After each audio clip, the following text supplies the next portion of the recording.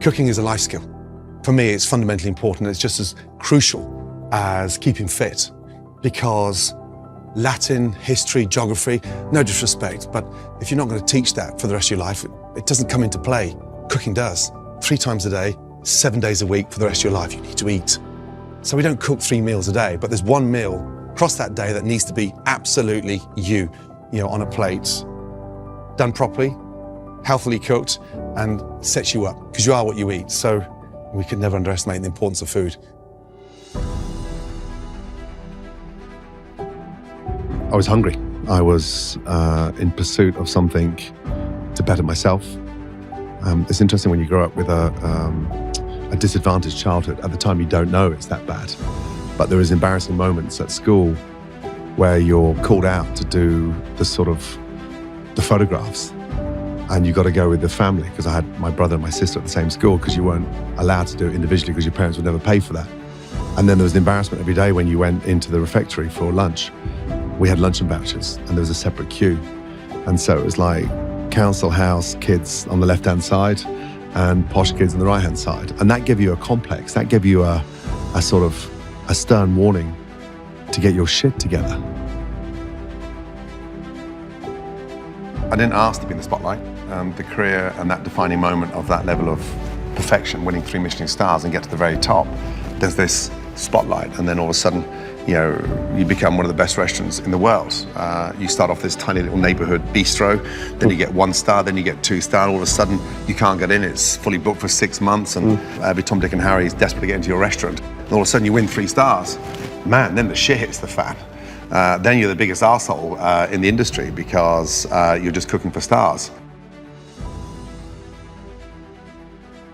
Arrogance is mouthing off you can do it and not living up to the fucking potential. I know my shit. You're a dreamer. And in this industry, like many, you know, industries, there's dreamers that want it, but haven't got it to commit, haven't got it with mindset, haven't got it with their broad shoulders, and haven't got it in their attitude. So yeah, I'm gonna put that down to confidence, not arrogance. If you're not prepared to take a risk, you're not gonna get anywhere. They need to understand that there's consequences when we fuck up, and I have to deal with those consequences. I don't blame anybody else. I take full responsibility. Do it to your best, and if you don't want to do it to your best, get the fuck out of here.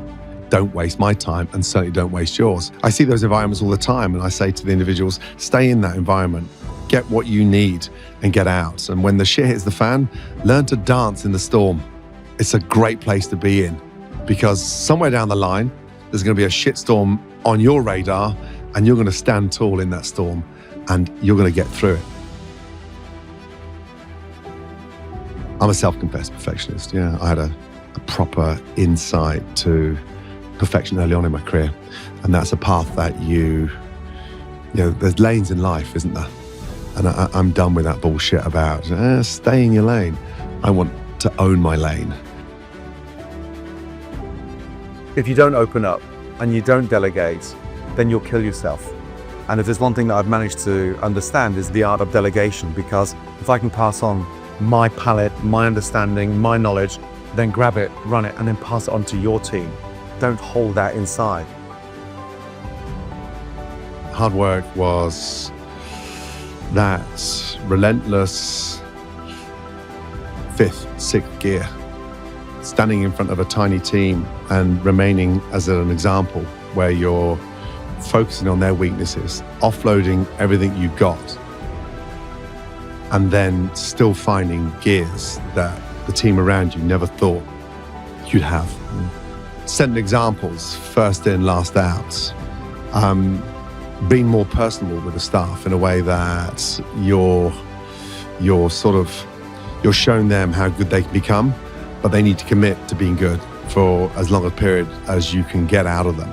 And that takes a lot of convincing, because when you're learning, it becomes so much more crucial when that teacher is inspirational. So you can't shut down. So I learned to open up early on. And then there's this level of unselfishness. Chefs are precious, dainty little souls that are guarded with everything they've got. They don't want to give much. So I understood the importance of opening up and talking and showing. And then when the shit hits the fan, here's why it went wrong. This is what we're going to do. Dust yourself down, bounce back. And that journey on the way back is so much more rewarding than sitting on top. And I said to them, the mistakes you just made, I've made 1,000 of them, but never the same mistake twice.